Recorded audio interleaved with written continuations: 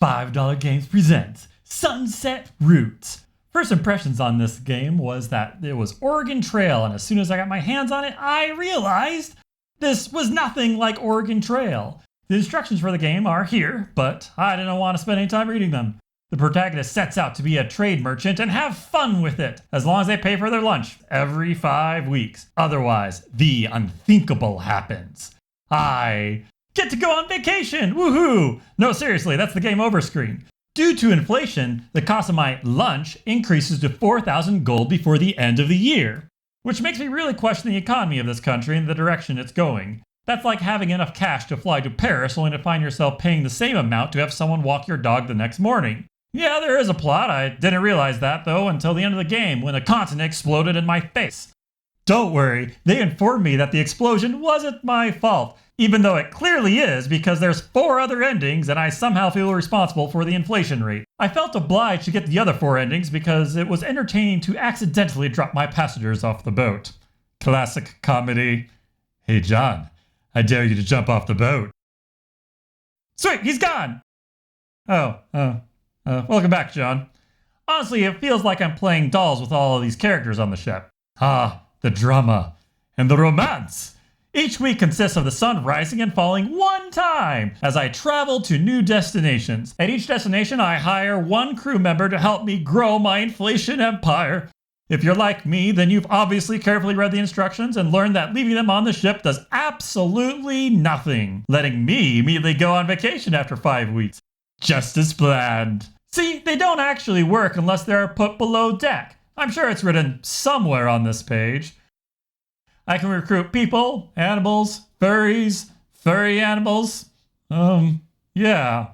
I mean, take a look at these roosters. They're clearly furries. This would mean that furries would be able to breed with both humans and animals, but that's going down a huge rabbit hole that I don't want to get out of. Please help, please. The jobs of people I'm able to hire is the typical fare. Prisoners, refugees, apprentices, unspeakable horrors that murder those next to them. You'd think murder might be a bad thing, but this is the high seas where I get to go on vacation by not paying taxes.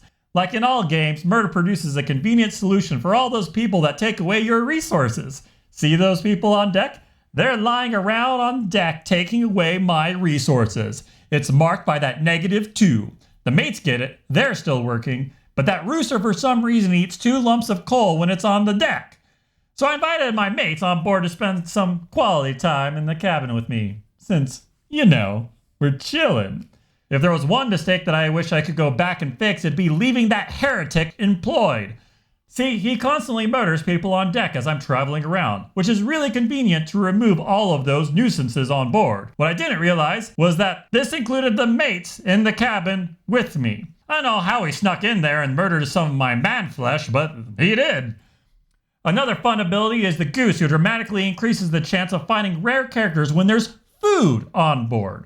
Unfortunately, I have Willy Wonka playing in my head, and I'm trying to figure out what the definition of food is. I mean, here's an egg. Does that count as food? How about coal? The rooster eats it when it's on deck. I don't see why it wouldn't count. And besides, the roosters should definitely count as food. All in all, it's really fun to just collect a bunch of people willing to toss them overboard. If that doesn't sound like fun to you, then I question why you play video games. I'm getting off track again, aren't I?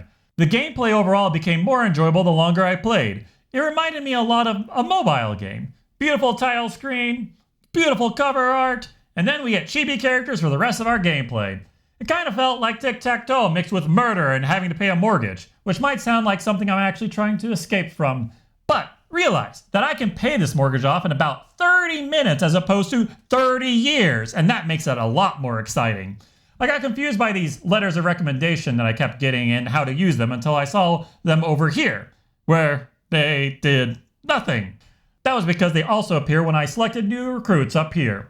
Using these letters, I'm able to instantly re-roll the characters available to recruit into rare characters. Unless it's on the uninhabited island, in which case I apparently tore up the letter as my only option was the parrot. Kind of sad that the parrot and the pirate don't get a boost for each other. Instead, it's with the furry. The very rare recruits are the exiled princess who didn't even show up on my first playthrough, and the hero who wants to heroically disappear on the uninhabited island for some reason.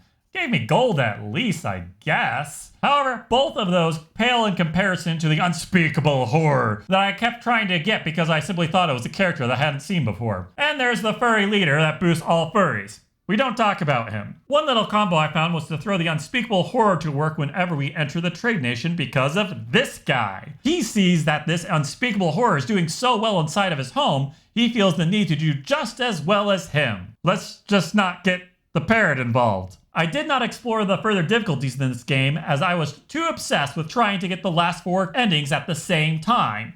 This caused me to forget to pay for my lunch and go on vacation early, just as planned. I'm starting to think that this whole vacation thing was actually a metaphor for homelessness. No, it's not. See? I got sunglasses. That's a wrap for this game. I hope you enjoyed the video and support the indie developer by buying the game instead of that Snickers bar in the vending machine.